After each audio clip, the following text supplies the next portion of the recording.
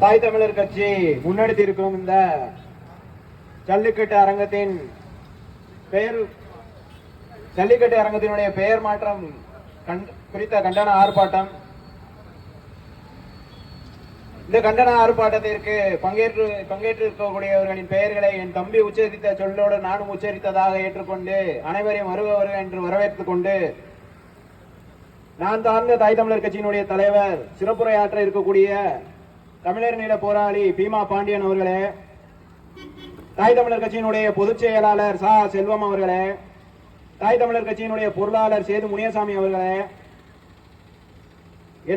என்னை வழித்தொடர்ந்து என்னோடு இணைந்து பணியாற்றிக் கொண்டு இருக்கக்கூடிய தாய் தமிழர் கட்சியினுடைய இளைஞரணி மாநில இணைச் செயலாளர் நிலவை முத்துராஜா அவர்களே, தாய் தமிழர் கட்சியினுடைய இளைஞரணி துணை செயலாளர் இரா விவேக் அவர்களே, நோட்டீஸில் பெயர் விட்டு போனாலும் என் இதயத்தில் இன்றும் பெயர் விட்டு போகாத ராமநாதபுரம் மாவட்ட இளைஞரணி செயலாளர் ராசு பூபதி ராஜா அவர்களே, சிவகங்கை மாவட்ட இளைஞரணி செயலாளர் மாரி மருதுபாண்டி அவர்களே, திண்டுக்கல் மாவட்ட இளைஞரணி செயலாளர் ரமேஷ் பாண்டியன் அவர்களே, மதுரை மாவட்ட இளைஞரணி செயலாளர் முத்துப்பாண்டி அவர்களே,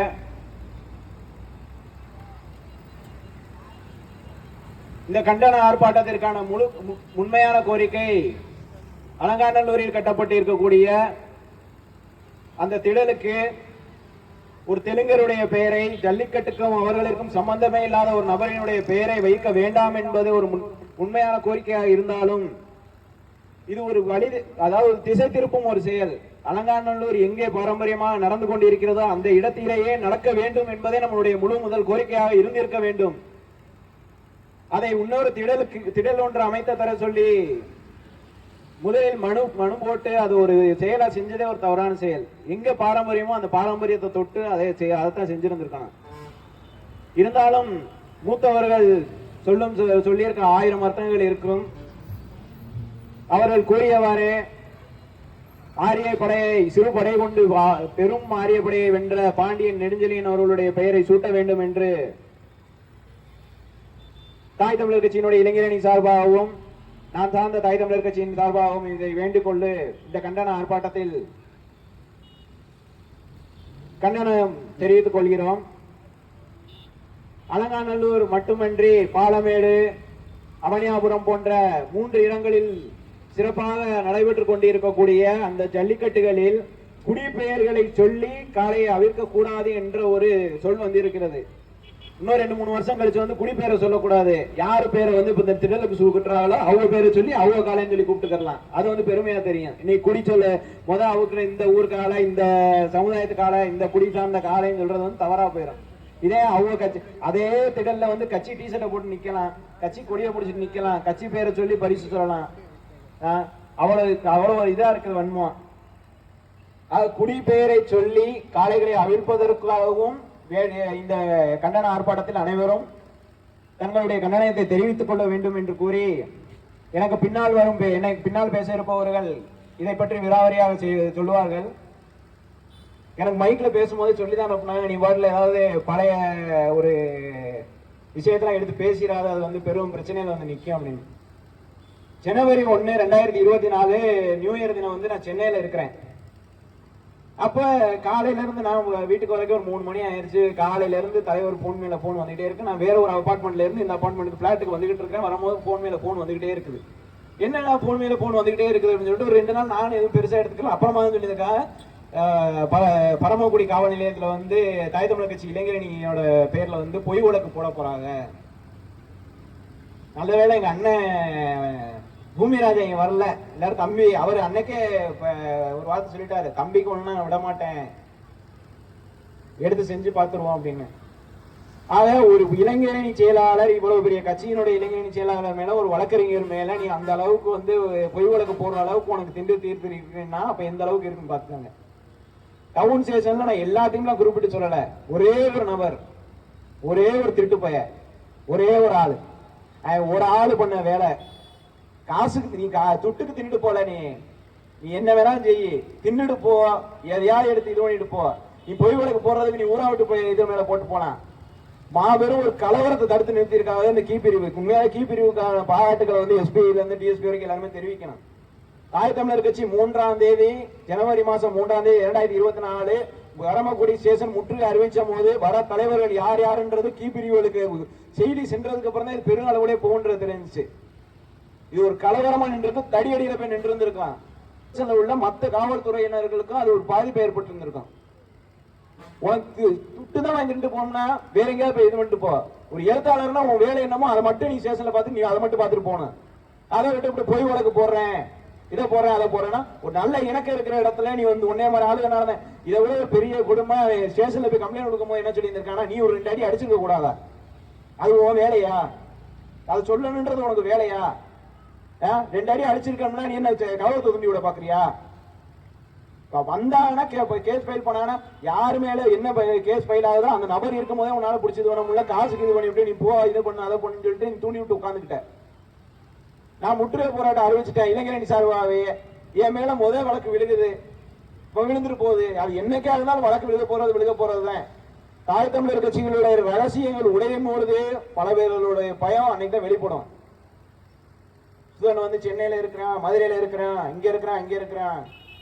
இதே வருஷத்துல நான் 2023 4 தடவை நான் வெளி மாநிலங்களுக்கு நான் போயிட்டு வந்திருக்கிறேன். யாருக்காவது தெரியுமா? சோர்ஸ் என்னன்னு தெரியுமா? நான் போறது எங்க போறேன், என்ன வரேன்ற சோர்ஸ் உனக்கு தெரியுமா? இறங்கி அடிக்கிறதுக்கு எவ்வளவு நேரம் ஆக போகுது? கட்சின்றது வந்து பீமா பாண்டியன் இருக்கிற வரைக்கும் தான். பழைய பிஎம் பாண்டியன் வந்ததுக்கு அப்புறம் எல்லாம் தெரியும், டவுசர் கழட்டிட்டு ஓடுறதெல்லாம்.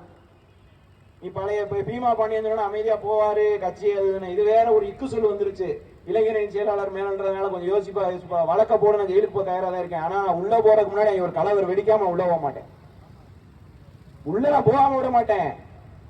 நீ என்ன வேணாலும் ஆயிட்டு போகுது. நான் உள்ள போறேன்னா சேஷன் முன்னாடி ஒரு பெரும் கலவரத்துல முடிச்சுட்டு நான் உள்ள போவேன்.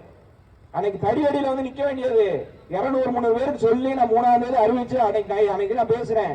பேசிட்டு அண்ணே இவரெல்லாம் தூத்துக்குடியில இருக்கிற ஆளுகிட்டையும் நான் பேசுறேன், திருநெல்வேலியில இருக்க ஆளுகிட்டையும் பேசுறேன், கோயம்புத்தூர்ல இருக்க ஆளுகிட்டையும் நான் பேசுறேன்.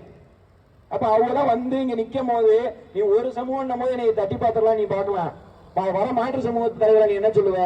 அது சாதி ரீதியாக உன்னால திசை திருப்ப முடியாது, வேற எது முடியாம நீ திசை திருப்ப முடியாது.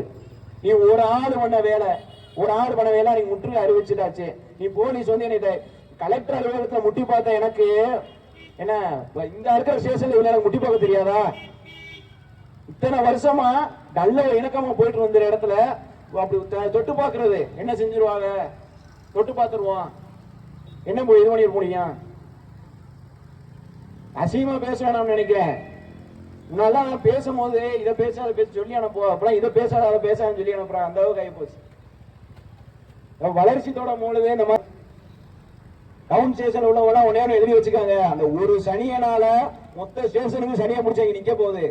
ஒரு நாள் இந்த டவுன் ஸ்டேஷன்ல வாசல்லே நான் முற்றுகை போராட்டம் அதை அறிவிச்சு விட்டு 300 பேரோட வந்து அந்த ரோட்டை மறைச்சு நான் உட்காடுறேன். தடியடி நடத்து, தண்ணீர் பீச்சு நடத்து, கண்ணீர் போகணும் வச்சு என்ன வேணாலும் நீ நடத்து.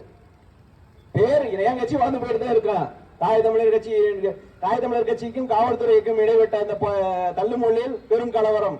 தாய் தமிழர் கட்சி அடுத்த நாள் எல்லாத்துலயும் தாய் தமிழர் கட்சி தான். உனக்கு மெமோ வந்து விடுதும்ல, உன் ப்ரமோஷன் எங்க போகுது?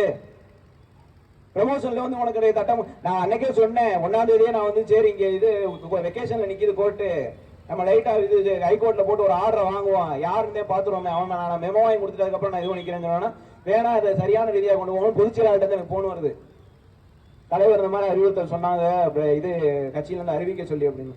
என்ன அப்படின்னு கேட்டோன்னா முற்றுகை போராட்டத்தை அறிவிங்க.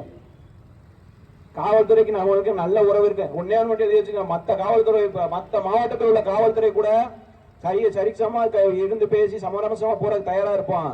இதுக்கப்புறம் பரமுடி ஸ்டேஷனுக்கு எனக்கும் சரி இளைஞரணிக்கும் சரி என்னைக்கா இருந்தாலும் ஒரு முட்டலும் முதல் இருக்கதான் செய்யும். அது ஒரே ஒரு ஆள்னாலதான். அந்த ஒரு ஆள் யாருன்னு உங்களுக்கே தெரியும். அவன் பெரிய பொறுப்புலையும் இல்ல.